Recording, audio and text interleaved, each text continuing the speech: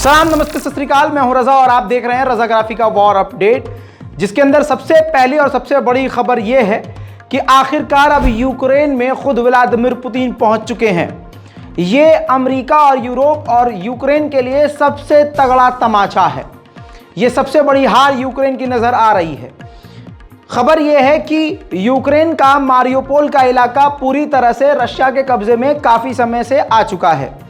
इतना ही नहीं, मैं आपको यह भी बता ही चुका हूं कि मारियोपोल की सारी बिल्डिंगों को तोड़कर रशिया ने अपनी नई बिल्डिंगें वहां तैयार कर दी हैं।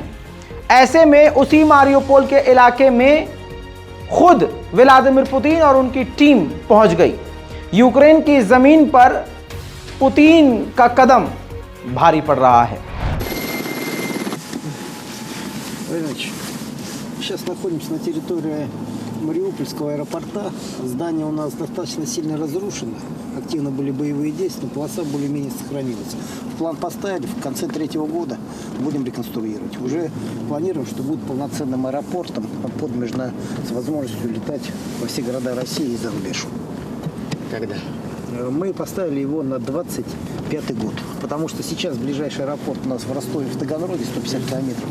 Пока используем как военный, значит, для военных целей, а так как гражданский готовы. दोस्तों, इसके अलावा जैसे आपने देखा व्लादिमीर पुतिन खुद ही गाड़ी चला रहे थे, खुद ड्राइव कर रहे थे। इससे पहले वो अपने ही रूस के इलाके में नए हेलीकॉप्टर को टेस्ट करते हुए देखे गए।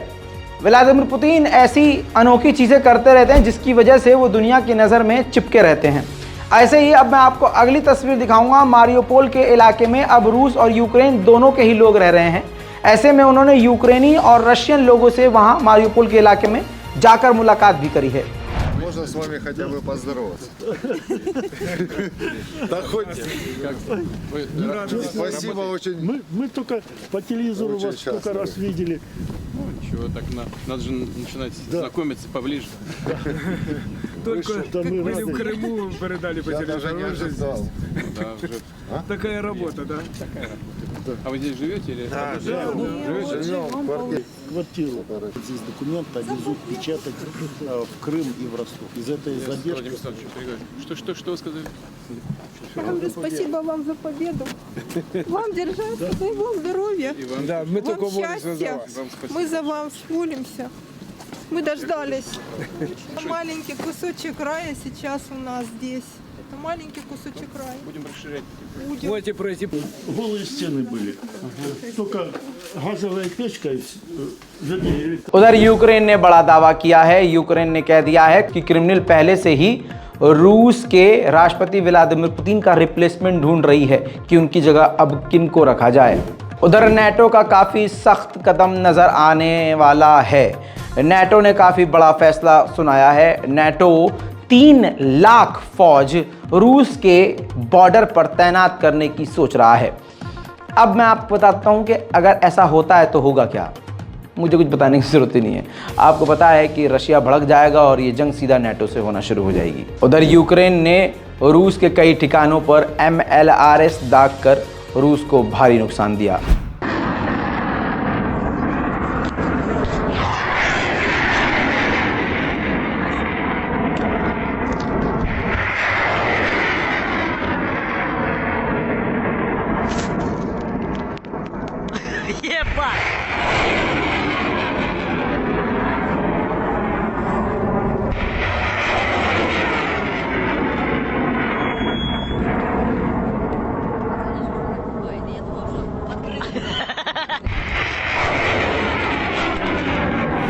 एक डॉक्यूमेंट लीक हुआ है। कई ऐसे डॉक्यूमेंट का पूरा एक जत्था लीक हुआ है जिससे यूरोप में हड़कंप मचा है। खबर को CNN ने भी कवर किया है। खबर यह है कि मोल्डोवा के लिए रशिया का प्लान काफ़ी लंबा है। अगले 10 साल के अंदर, ये रूस का प्लान है मोल्डोवा के लिए, अगले 10 साल के अंदर मोल्डोवा की सरकार पलटकर मोल्डोवा में मोल्डोवा के खिलाफ प्रोपेगेंडा चलाकर वहाँ के पूरे देश और लोगों पर रशिया कब्जा कर लेगा और ख़ुद से अगले 10 सालों में मोल्डोवा पर कब्जा करके ख़ुद को उससे जोड़ लेगा। अब पहले हालांकि मोल्डोवा इस बात को कह चुका है और यूरोप भी इस बात को कह चुका है, अमेरिका, जर्मनी, फ्रांस इस बात को कहती हैं, लेकिन ये अलग सवाल है कि ऐसे डॉक्यूमेंट लीक हुए हैं जो जेन्युइनली रशिया के हैं। समझ में आ रहा है, ऐसा लग रहा है कि रशिया के इरादे काफ़ी ख़तरनाक हैं। उधर रूस के कब्ज़े के इलाके में जो डोनेट्स्क वाला इलाका है, वहाँ पर यूक्रेन ने कई मिसाइलें दागी हैं, जिससे पूरा इलाका खंडर में तब्दील हो गया है। तस्वीर आपके सामने।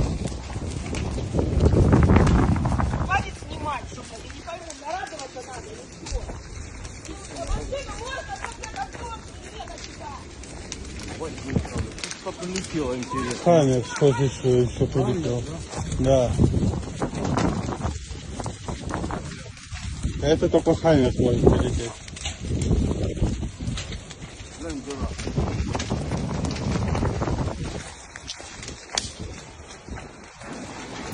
ऐसा नहीं है कि सिर्फ रशिया को ही हथियारों की कमी हो रही हो। सच्चाई यह है कि अब हथियारों की कमी यूक्रेन को भी हो रही है। इस बात से आप समझ सकते हैं ये 21वीं सदी चल रही है और 19वीं सदी के मशीन गन और राइफल और बंदूकों का इस्तेमाल यूक्रेन भी कर रहा है। दोस्तों, रूस की राजधानी मॉस्को में यूरोप स्क्वायर नाम की एक बिल्डिंग थी जिसमें सभी यूरोप के देशों के झंडे लगे थे। रूस की खुन्नस इतनी खतरनाक है, पुतिन इतने नाराज हैं यूरोप से कि तमाम यूरोप के झंडे उतार कर फेंक दिए। देखिए अब वो बिल्कुल बिल्डिंग नंगी हो चुकी है।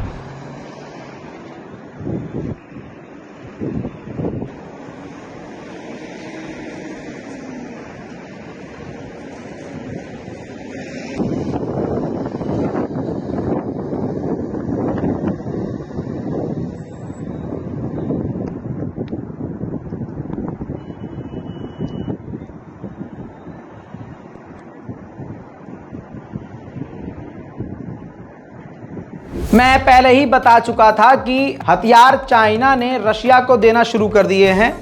अब लीजिए, अमेरिका ने भी कंफर्म कर दिया है। रजा गराफी पहले बोलता है, अमेरिका की रिपोर्ट बाद में आती है। जोक सपाट, लेकिन आप देखिए रिपोर्ट से ये खुलासा हुआ है, खुद अमेरिका ने कहा है कि रशिया ने चीन के हथियारों का इस्तेमाल करना भी शुरू कर दिया है।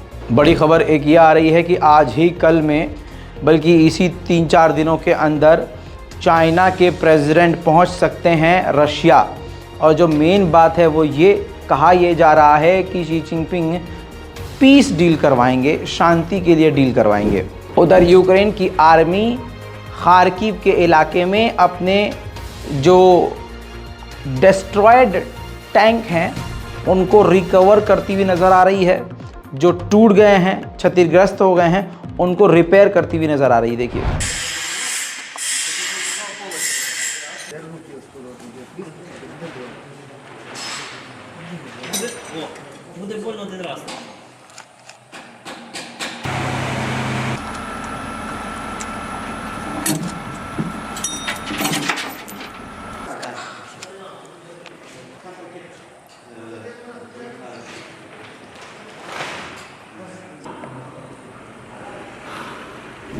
अच्छी खबर एक और आपको बता दूं, साउथ अफ्रीका और यूएई, जी हाँ, ये दोनों देश भी दोनों देशों के बीच बातचीत करवाने के लिए और बातचीत को, मीटिंग को होस्ट करने के लिए, यानी मीडिएशन यूक्रेन और रशिया की करने के लिए तैयार हो गए हैं। अब दोस्तों, रूस के लिए एक बड़ी मुसीबत यह है कि रशिया के अंदर रोज़ हमले हो रहे हैं और यूक्रेन कामयाब हो रहा है। रशिया इन तमाम खबरों को छुपाता है, लेकिन तस्वीरें सच बोल देती हैं। भले ही आंकड़े, रिपोर्ट और डिटेल सामने नहीं आती, लेकिन हकीकत तो सामने कुछ ही दिन में आ ही जाती है।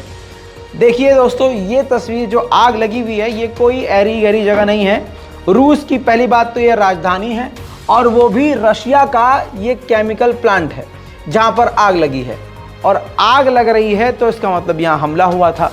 और पहले ही मैं बता चुका हूँ कि रशिया के हवाई इलाकों के अंदर यूक्रेन के फाइटर जेट समेत ड्रोन भी अब आसानी से घुस रहे हैं। उधर रूस के अब फाइटर जेट दूसरे इलाकों में भी भटकते हुए नजर आ रहे हैं। इस्टोनिया के हवाई इलाके के बेहद करीब रूस के फाइटर जेट उड़ रहे थे।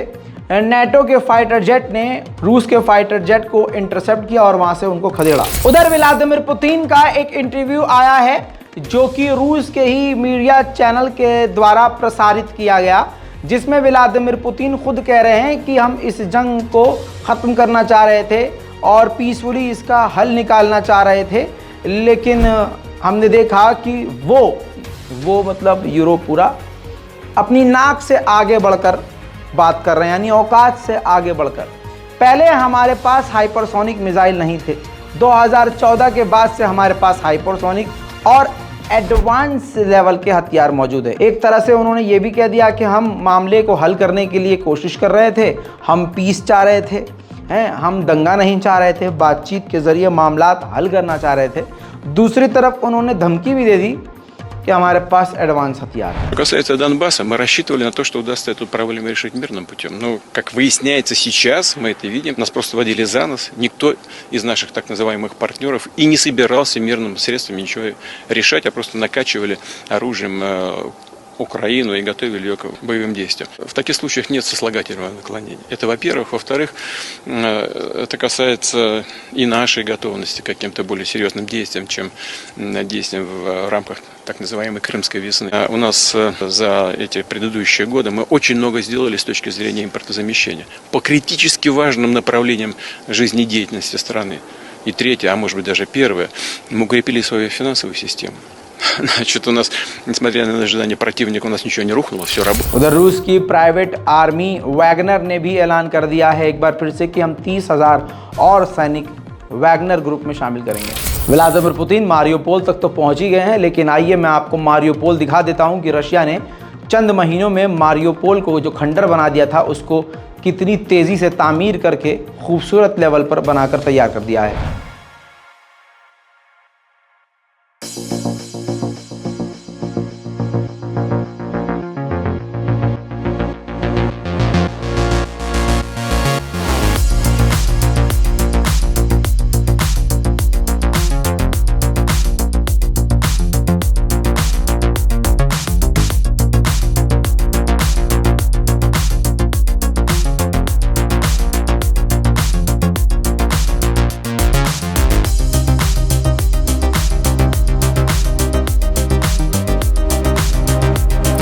उधर रूस ने ड्रोन हमला करके यूक्रेन के MLRS को उड़ा दिया है।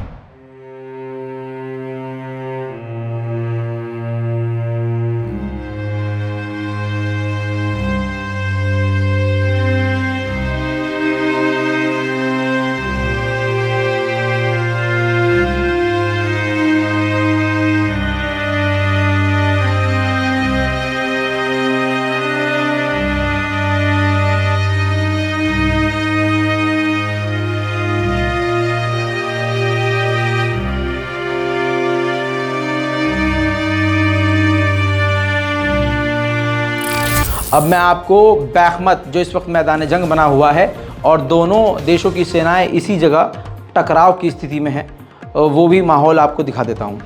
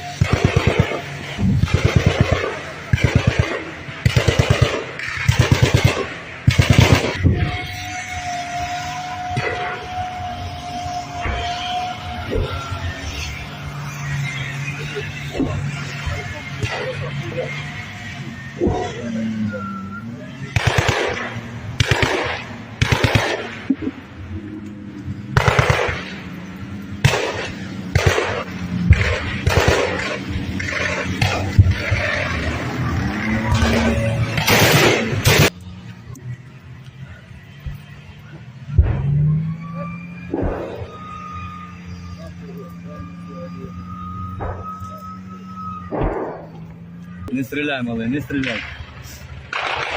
И потом не хочется сказать, какие мы долбоебы, сразу не стреляй. Понял?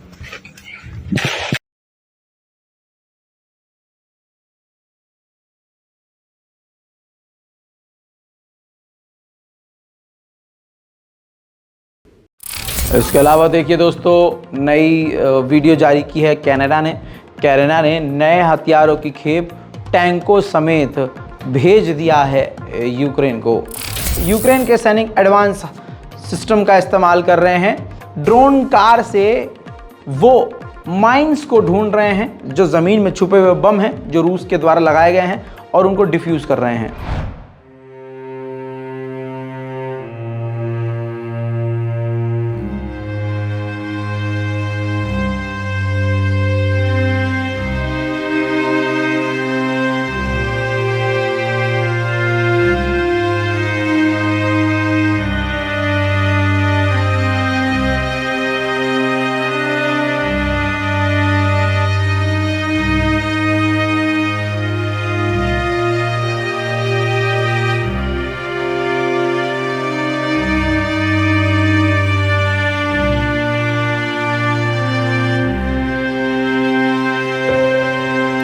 रूस और यूक्रेन के बीच जो कुछ भी हो रहा है, मेन खबर आपको मैंने बता दी है। चैनल को सब्सक्राइब कीजिए ताकि आपको इसी तरह से दुनिया की सारी बड़ी खबरें और ख़ासकर वॉर अपडेट मिलती रहे। मैं हूं रज़ा और आप देख रहे थे रज़ाग्राफी। जय हिंद।